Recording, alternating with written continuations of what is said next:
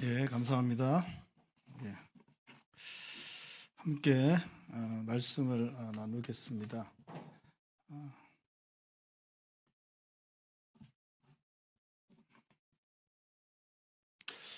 제가 원고가 없으면 설교를 못해서 죄송합니다. 예.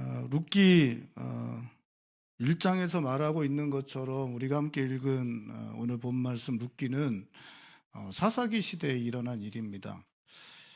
사사기 시대에 이스라엘 땅에 흉년이 들었고 흉년을 피해서 유다 베들레헴에 살던 엘리멜렉과 그의 아내 나오미가 그의 아들들 말론과 기럨을 데리고 모압 땅으로 가게 되면서 시작된 이야기가 룻기입니다. 가나안 땅에서 이스라엘 백성들이 여호수아에 의해 땅을 분배받고 거기서 살아가고 있었는데 엘리멜렉 가족도 땅을 분배받아 베들레헴에서 살아가고 있던 그 사람들이었습니다. 그러니까 이제 이 엘리멜렉은 가나안 땅에서 태어나지 않은 사람인 것 같습니다. 그러니까 이 엘리멜렉이 어느 시대의 사람인지 알려면 룻기에서 힌트를 주고 있는 사람이 있는데 그 사람이 누구냐? 바로 보아스입니다. 여러분, 보아스가 나이가 많았을 것 같습니까? 엘리멜렉이 나이가 많았을 것 같습니까? 그러니까 룻기에 보면 보아스가 나이 많은 사람으로 등장하잖아요. 그러니까 나이가 아주 많은 사람이 젊은 여자랑 이렇게 결혼해서 팔자를 고친 이런 비슷한 얘기가 이렇게 나오는데 이게 엘리멜렉이 나이가 많았을 것 같아요? 보아스가 많았을 것 같아요? 예? 엘리멜렉이 많았을 것 같죠? 저도 그렇게 생각하는데 정확하게 모르겠습니다. 근데 엘리멜렉이 많았으면 엘리멜렉은 광야 생활을 한 사람입니다. 그러니까 보아스의 엄마가 누구예요? 보아스의 엄마가 라합이에요. 라합. 기생 라합 아시죠? 여호수아 모르셨어요? 이게 라합이에요. 라합입니다. 그래서 라합 잘 알죠? 우리가 여호수아에 보면 여호수아가 정탐꾼 보내서 숨겨준 그 여자가 라합이잖아요. 그 라합이 누굴 만나냐면 살몬을 만나요. 이게 이제 전쟁 과정 중에 만났는지 아니면 전쟁 후에 만났는지 이렇게 잘 모르지만 어쨌든 만나서 결혼해서 낳은 애가 누구냐? 걔가 보아스입니다. 보아스가 그래서 자라서 늙어갖고 이제 룻기에 이제 등장하게 되는 거고. 근데 이 보아스는 그러니까 지금 보아스의 룻기의 시대는 언제냐? 보아스 나이만큼 된 거예요. 가나안 땅에 들어와서 보아스 나이만큼 지난 시기가 지금입니다. 그러니까 엘리멜렉이 만약에 보아스보다 나이가 많았다 그러면 보아스 태어나기 전에 이게 엘리멜렉은 이제 청년이나 어린애 정도 된 거죠. 그러니까 걔는 이제 광야를 갔다가 지나온 거죠. 광야를 지나온 겁니다. 그러니까 이 베들레헴 땅은 이 엘리멜렉이 떠난 베들레헴 땅은 대대로 물려받은 땅이 아니에요. 대대로 물려받은 땅도 아니고 거기서 태어나지도 않은 것이 좀 더 신빙성이 있는 것 같습니다. 우리가 생각하기에 보아스보다는 엘리멜렉이 나이가 많았을 것으로 여겨지기 때문에 거기서 태어나지 않았을 것 같아요. 가나안 땅에서 태어난 사람이 거의 처음으로 태어난 사람이 보아스로 보여지니까 그렇기 때문에 태어나지도 않은 것 같고 어쩌면 나이가 좀 됐으면 이 엘리멜렉은 분배를 직접 받은 사람이죠. 누구한테? 여호수아한테 분배를 직접 받은 사람입니다. 그 분배받은 그런 상황 가운데 이제 살다가 흉년이 온 거예요. 흉년이 왔습니다. 근데 이게 이제 보아스가 지금 나이가 몇 살쯤 됐겠습니까? 다 이제 좀 우리가 이제 추측하는데 이게 그냥 거의 근거 없는 추측은 아니고 좀 추측을 해야 되는데 룻을 만났을 때 보아스 나이가 한 몇 살쯤 됐을까요? 한 70?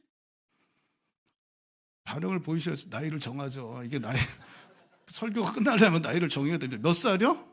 60? 룻은 몇 살쯤 됐을까요? 20? 30? 예?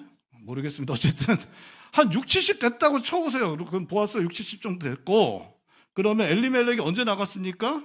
그 전에 나갔으니까 그러면 지금 6, 70이고 엘리멜렉 나가기 전까지 따지면 한 4, 50년 됐다 그러면 정착이 얼마나 된 거예요? 베들레헴의 정착이 가나안 땅 들어와 4, 50년밖에 안 된 거죠.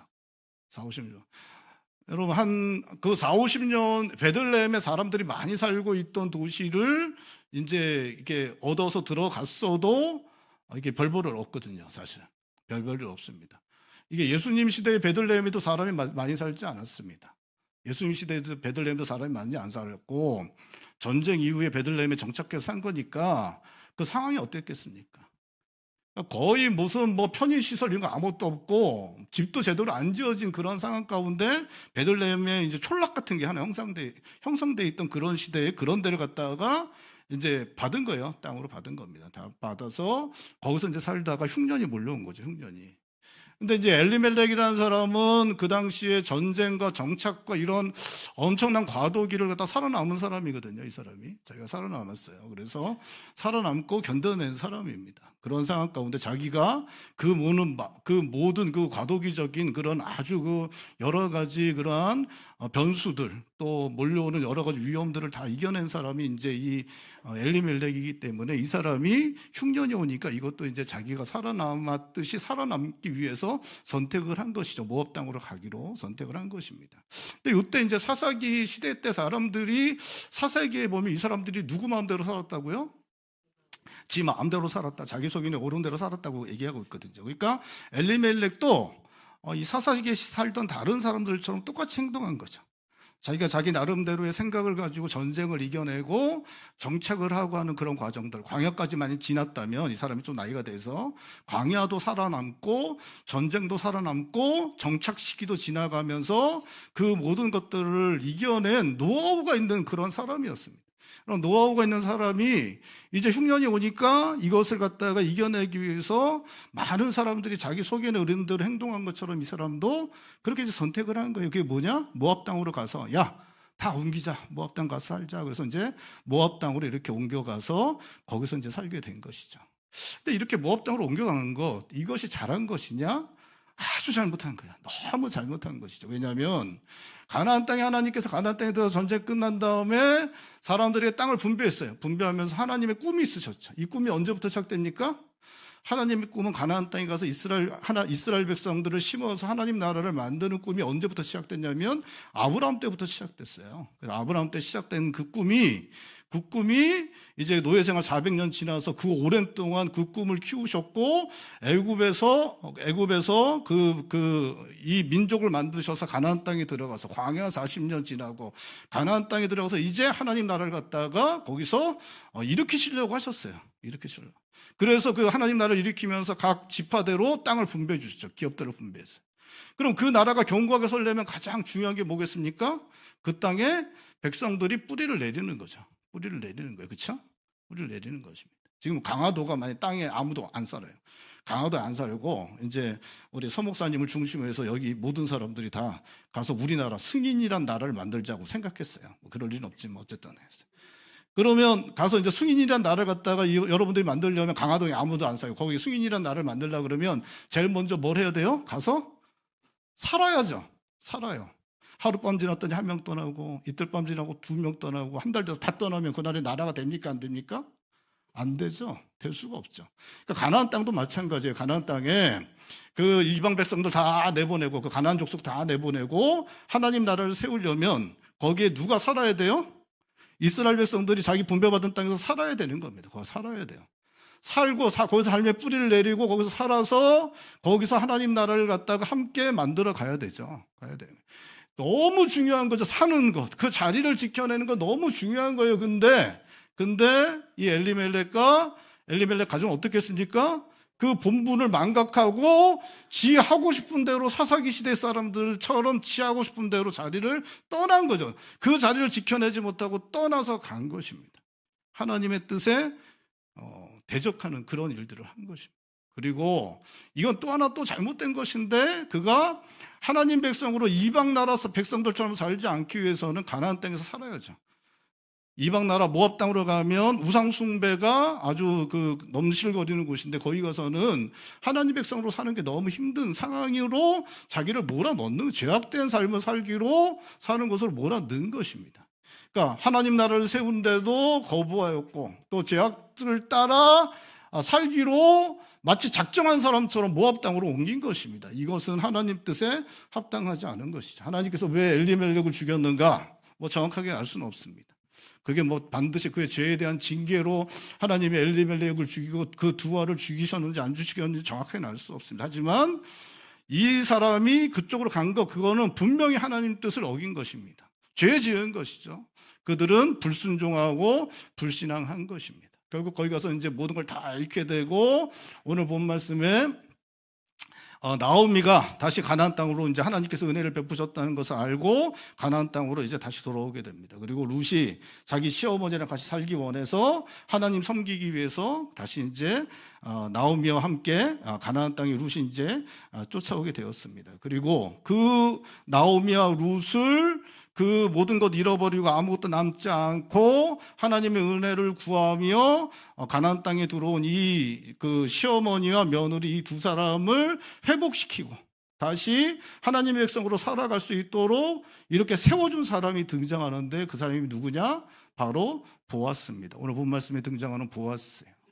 우리 보아스에 대해서 이제 말씀하고 있는데 1절 말씀 다시 한번 2장 1절 말씀 우리 다시 한번 읽어보겠습니다. 2장 1절 말씀 한 목소리 읽겠습니다. 나오미의 남편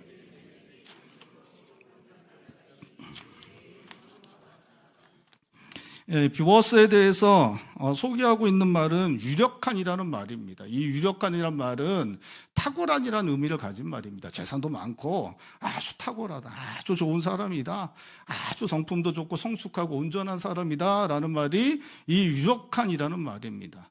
오늘 본 말씀에는 이 사람이 얼마나 좋은 사람이었는지를 보여주는 그러한 장면이 등장하고 있습니다. 이 사람은 유지고 재산도 많고, 그래서 이제 자기가 이제 가지고 있는 밭에 일하는 사람들을 둘러보러 오늘 본 말씀에 나왔다라고 말씀하고 있습니다. 4절인데 우리 4절도 다시 한번 읽어볼까요?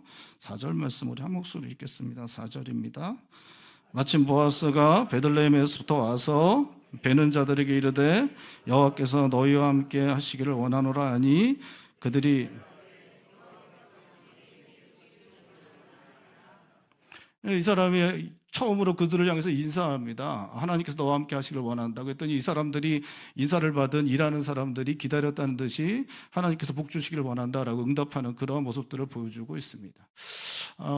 이러한 식의 이야기들을 하는 것, 이것은 이제 보아스가 얼마나 하나님의 은혜를 아는 사람인지를 보여주는 것입니다. 그들에게 하나님께서 함께 하시기를 원한다라고 그렇게 대답하는, 이렇게 먼저 그렇게 인사를 하는 것, 이것은 이 사람이 얼마나 하나님과의 관계가 깊고 또 하나님 주시는 것이 얼마나 인생에 필요한 것인지 그 모든 것들을 경험한 사람, 이 사람이 하나님과의 관계가 얼마나 충실한지를 보여주는 것, 이것이 이제 이런 인사를 먼저 건넨 것입니다.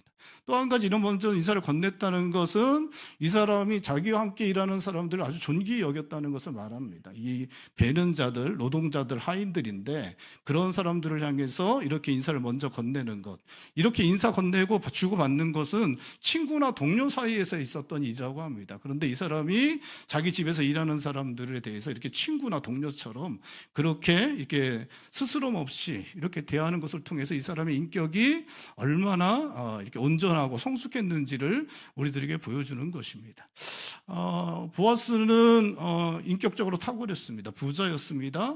유력한 자로 불릴 만큼 아주 온전한 모습을 보여주었다라고 그렇게 오늘 성경은 말씀하고 있습니다. 그리고 이 사람이 함께 자기 공동체로, 이스라엘 공동체로 들어온 사람들을 회복시키고 세우는 일을 하였다라고 그렇게 말씀하고 있는 것입니다.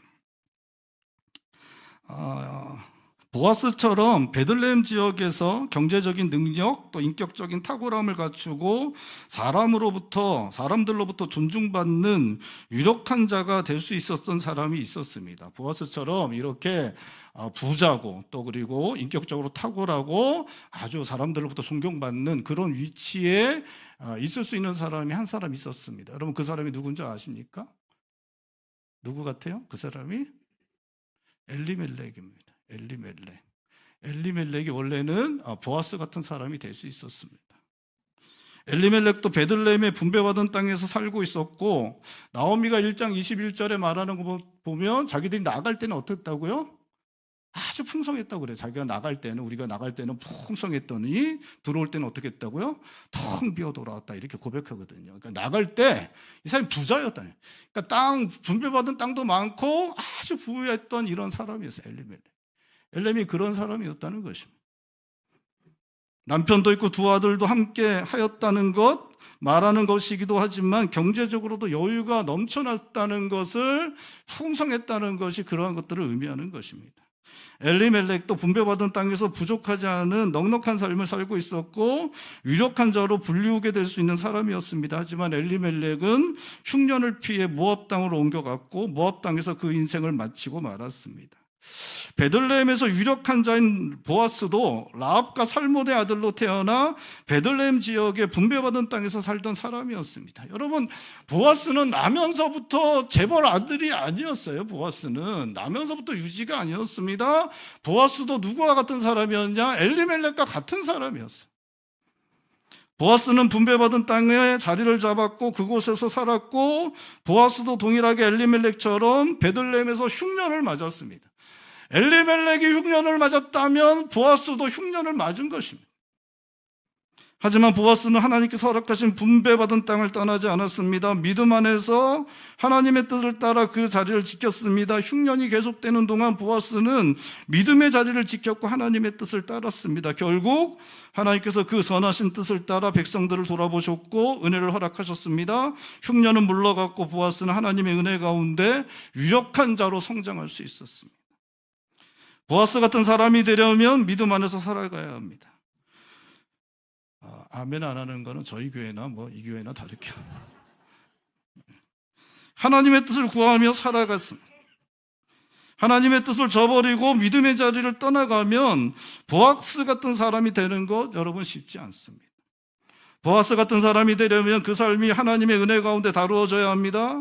그것을 위해 삶이 잘 되든 힘들고 어려운 시간이 오든 밭에 수확이 많던 때때로 흉년이 오게 되든 믿음 안에 거하여야 합니다. 하나님의 뜻을 구하여야 합니다. 그래야 하나님 은혜 안에 거할 수 있고 그 삶이 하나님의 은혜로 다루어질 수 있는 것입니다. 하나님의 은혜 안에서 은혜의 삶이 한 해 두 해 우리의 청년의 때와 장년의 때 그리고 노년의 때까지 우리의 인생의 시간들이 지나가야 합니다. 그렇게 하나님의 은혜가 우리 인생에 스며들고 적셔질 때 우리 인생의 시간들이 하나님의 은혜로 다루어질 때 보아스 같은 사람들이 될 수 있는 것입니다. 보아스는 흉년이라는 그 큰 어려움을 분배받은 땅에서 하나님의 은혜를 구하여 참고 견뎌냈습니다. 보아스의 시간들은 하나님의 은혜 안에서 지나갔습니다. 보아스는 어찌하든지 믿음 안에서 하나님의 뜻을 구하며 살아갔고 하나님의 은혜 안에서 그의 삶이 다루어지게 되었고 그러한 시간들 속에서 보아스는 유력한 자로 만들어지게 된 것입니다. 우리의 삶의 형편이 어떠하든 간에 믿음의 자리를 떠나지 말고 하나님의 뜻을 구하고 그 뜻을 따라 살아가는 믿음의 삶을 살아가실 수 있길 바랍니다. 그래서 언제나 우리의 삶이 하나님의 은혜 안에서 지나가고 하나님의 은혜 가운데 우리의 삶이 다루어져서 우리가 모두 보아스와 같은 사람이 될 수 있기를 주님의 이름으로 축원드립니다. 이 밭을 둘러보던 보아스가 밭에서 룻을 발견하고는 밭을 관리하는 사람에게 룻에 대해 물었고 사와는 룻이 나오미와 함께 모압에서 온 모압 소녀다라고 그렇게 말해주고 있습니다. 우리 7절인데 7절 말씀도 다시 한번 읽어볼까요? 7절입니다. 그의 말이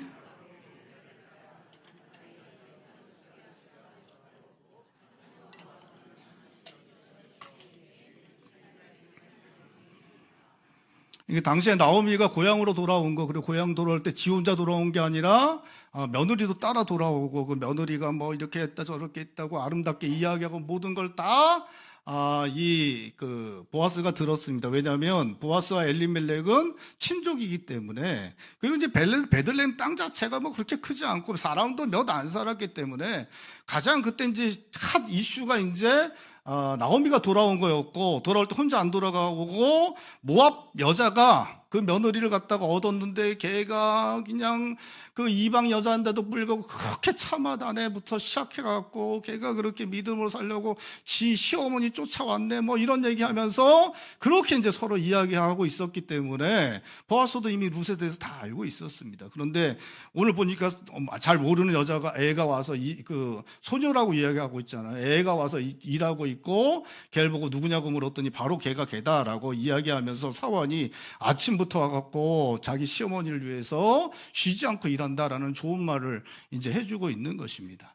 보아스는 안 그래도 이제 룻에 대해서 좋은 마음을 품고 있었습니다. 뭐 거기에 뭐 이성적으로 좋았다는 게 아니라 나이 많은 남자가 나이 많은 어른이 아주 나이 많은 어른이 손녀 같은 그런 딸 같은 그 젊은이가 너무 신실하고 자기 시어머니 요즘 애들처럼 요즘 애들 같지 않게 시어머니를 섬기고 하는 그런 모습들 또 하나님 앞에 신실하게 살려는 그런 모습들 때문에 이 어른이 이게 마음이 너무 좋은 젊은이를 보면서 너무 마음이 흡족했던 것 같습니다. 그래서 이 젊은이에게 은혜를 베푸는 그러한 모습을 보여주고 있습니다. 어쩌면 그 전에도 그 이야기를 듣고 엘리멜렉의 아내가 왔다는 이야기를 듣고 또 그 아내를 따라서 며느리가 왔다는 얘기를 듣고 어쩌면 보아스는 이미 좀 도와줘야겠다는 생각을 하고 있었는지도 모르겠습니다. 어쨌든 모압 소녀가 자기 밭에 와서 그렇게 이제 일을 한다는 이야기를 듣고 그 모압 소녀를 위해서 여러 가지 배려를 하는 모습들을 이렇게 보여주고 있습니다.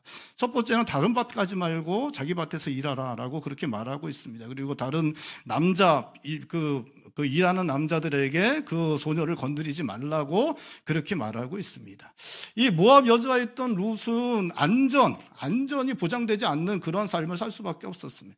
당시에는 그냥 이스라엘 여자도 아버지 없고 이렇게 남편 없으면 너무 고통스러운 삶을 살 수밖에 없었습니다. 당시 그 유대 여자들은 정치적인 사회적인 권리가 아무것도 없었습니다. 경제적인 권리가 아무것도 없었습니다. 할 수 있는 건 이것처럼 이삭을 줍는 일, 이게 경제적으로 할 수 있는 거의 유일한 일이었습니다. 보호받지 못하는 상황 가운데 있었습니다.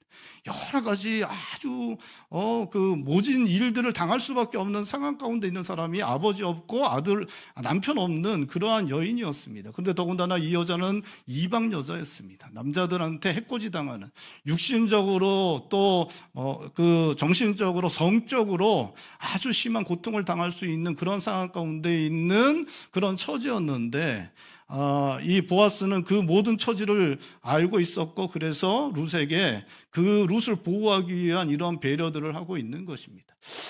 보아스는 그것뿐만 아니라 물을 갖다가 자유롭게 먹으라고 그렇게 이야기를 해주고 있습니다. 팔레스틴 지역에서 물을 구한다는 것은 그냥도 쉽지 않은 상황이었는데 밭에서 일하는 사람들은 물을 기르러 다시 우물로 가서 물을 마셔야 했습니다. 너무 번거롭고 힘든 일이었는데 그것을 갖다가 떠온 물을 갖다가 자기 하인이 떠온 물을 같이 먹을 수 있도록 배려해주고 있습니다. 밥도 같이 먹게 해주고 또 이제 그 일터에서 일하는 여자들에 대해서 일하는 사람들, 관리하는 사람들이 함부로 돼 있다고 합니다. 이렇게 쌍욕도 하고 막 무시하고 막 했는데 그런 것도 하면 안 된다라고 다 일일이 그렇게 배려를 해주는 모습이 나타나고 있습니다. 그리고 마지막으로 밭에다가 룻을 위해서 이삭을 뿌려둬라. 이삭을 뿌려 놔서 돌아갈 때 풍족하게 가지고 갈 수 있도록 해주라고 그렇게 배려를 해주는 그런 모습을 보여주고 있습니다. 보아스는 가질 거 다 가진 사람, 높은 사람이었습니다. 사회적으로 부족한 것 하나도 없는 그러한 사람이었습니다. 아쉬울 게 아무것도 없는 사람이었습니다. 사실 저는 이제 룻 읽을 때마다 제일 궁금한 게 그거예요. 룻이 예뻤을까? 저는 좀 그렇습니다. 근데 저는 룻이 안 예뻤을 것 같아요. 룻이 별로 안 예뻤을 것 같습니다. 이게 룻이 너무 예뻤으면 말이 안 되거든요. 사실 룻이 많이 사실 룻은 그 어떠한 그 호의도 받을 만한 것이 없는 사람이어야 합니다. 그러니까 이제 성경의 구조상 그런 사람을 향해서 하나님의 인애를 누가 베풀었냐? 보아스가 베푼 거죠. 그러니까 지금 보아스가 이 여자가 마음에 들고 흑심이 있어서 이 여자를 도와준 것처럼 해석하는 것은 성경의 해석과는 전혀 다른 것입니다.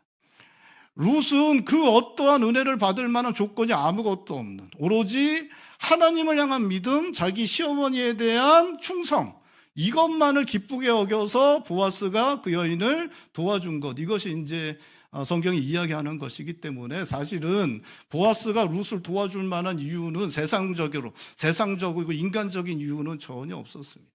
그럼에도 불구하고 보아스는 룻을 도와주고 있습니다. 배려해주고 있습니다. 모든 것을 돌봐주고 있습니다. 그리고 마침내 나오미와 룻, 그 모든 것을 잃어버리고 온, 그래서 하나님의 은혜를 구하며 하나님의 언약 공동체 안으로 들어온 나오미와 룻을 보아스가 따뜻하게 그들을 감싸고 도와줌으로 말미암아 그들의 삶을 일으켜 세우고 회복시키는 그러한 일들을 행하고 있는 것입니다. 룻도 자기가 이해가 안 되거든요. 왜 이 남자가 나한테 이럴까? 이 할아버지가 왜 나한테 이럴까? 이해가 안 돼서 물어봅니다. 도대체 왜 이런 은혜를 베푸니까? 물어보자 보아스가 이야기합니다. 12절과 13절 우리 다시 한번 읽어보죠. 12절과 13절 말씀 한 목소리 읽겠습니다. 12절 13절입니다.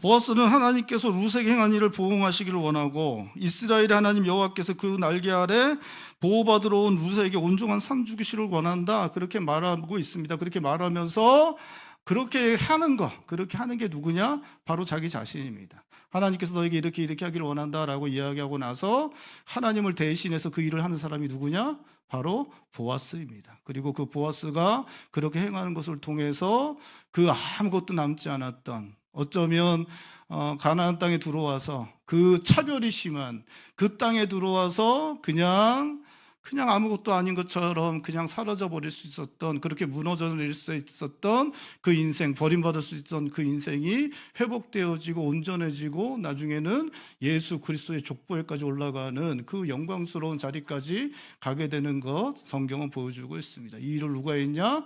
바로 보아스가 하나님의 말씀에, 하나님의 언약 공동체 안에서 하나님의 말씀에 순종하여 그 일들을 행함으로 말미암아 이 놀라운 일들이 일어났다라고 그렇게 말씀하고 있습니다.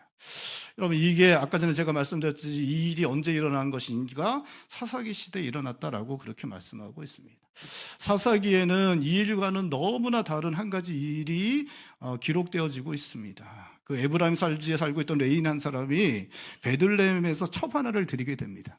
그 첩이 이제 행음해서 도망가거든요. 지네 아버지 집으로, 베들레헴 집으로 도망갑니다.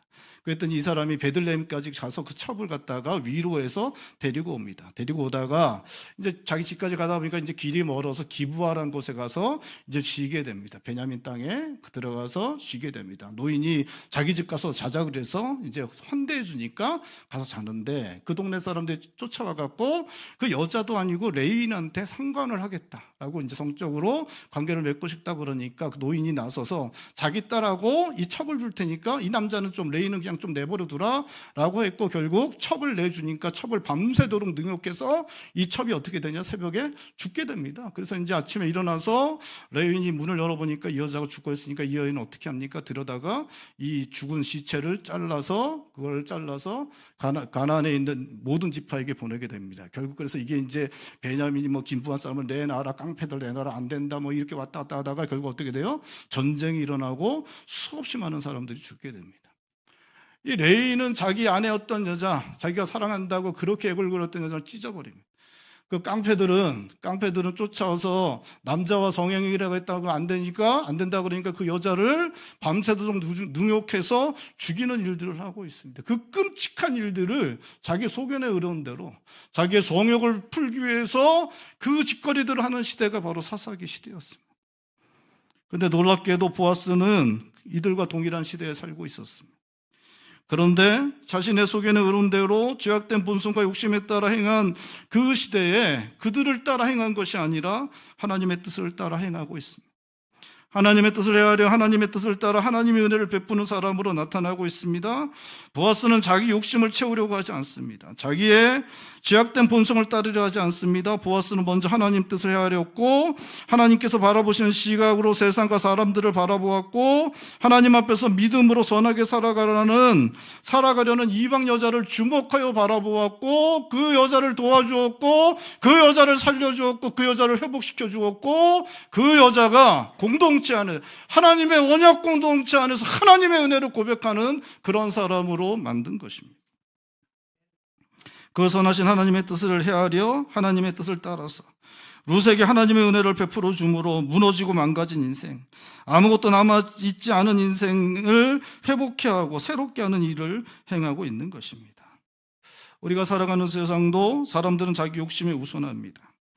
자기가 원하는 것을 이루는 것을 무엇보다 우선합니다.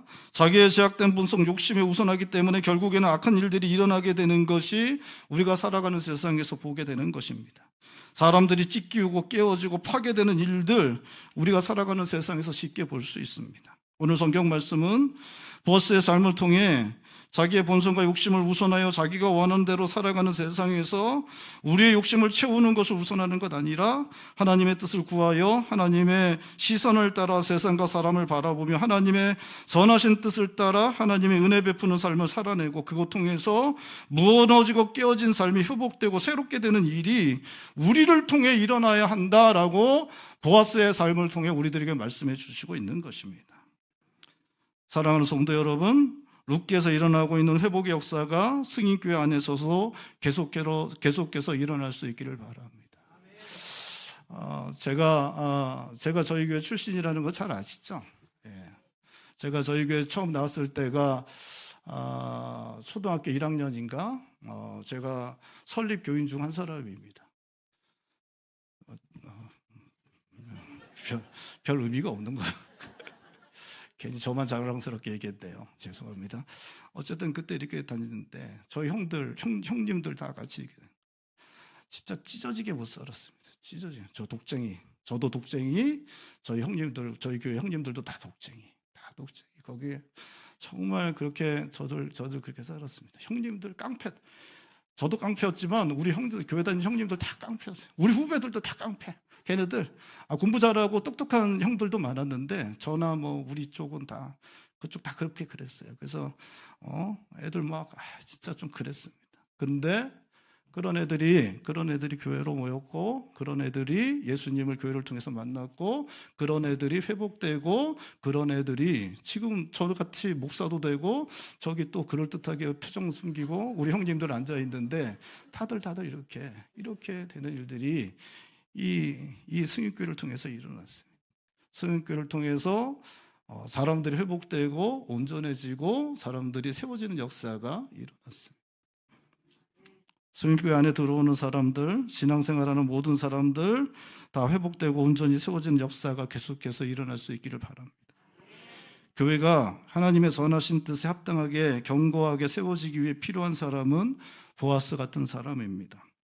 우리 여전도 회원님들 또 우리 성도님들이 보아스처럼 믿음 안에서 교회 안에서 믿음의 자리를 지켜내고 믿음 안에서 그 삶이 다루어져 보아스 같은 온전한 사람들이 되고 보아스처럼 하나님의 시선으로 사람들을 바라보려고 노력하고 하나님의 마음을 헤아리고 하나님의 뜻을 알아 그 뜻대로 하나님의 은혜를 베푸는 삶을 살아내어 찢어지고 파괴되어지고 무너뜨리는 삶이 아니라 영혼들을 세우고 회복시키는 삶을 살아가실 수 있기를 바랍니다. 그래서 승인교회에 들어오는 사람들마다 승인교회에서 믿음 생활하는 사람들마다 우리 여전도회로 말미암아 우리 사랑하는 성도들님들로 말미암아 온전하게 세워지는 역사가 일어날 수 있기를 바랍니다. 사실 저는 엘리멜렉 같은 사람이고 저는 교회에 떠난 지 한 30년 정도 되었는데 우리 어르신들은 말할 것도 없고 장로가 되고 권사가 되고 집사가 되어 교회를 섬기고 있는 우리 형님들 또 우리 동생들 사실 이러한 분들이 보아스 같은 분들입니다. 보아스 같은 우리 형님들 동생들이 우리 서경원 목사님과 함께 하나님의 선하신 뜻에 합당한 교회를 세워나가실 수 있기를 바랍니다. 우리 서 목사님이 부임하신 지 지금 1년 좀 지나가고 있나요? 1년이 아직 안 됐나요? 1년 좀 지나가고 있어서 여러분들 눈치를 채셨겠지만 우리 서 목사님이 정말 탁월한 분입니다. 제가 이제 서 목사님은 제가 잘 압니다. 이게 제가 서 목사님은 이제 학교 후배기도 하고 또 교회 후배기도 하고 또 저희 교회에서 이제 좀 감당할 수 없는 영광이었지만 저희 교회에서 부교육자 생활까지 했습니다. 좀 놀라는 척이라도 하십시오. 근데 같이 지내는 동안에 같이 시간을 보내는 동안에 참 너무나 탁월한 분이구나, 정말 좋은 분이라는 걸 너무 많이 느꼈습니다.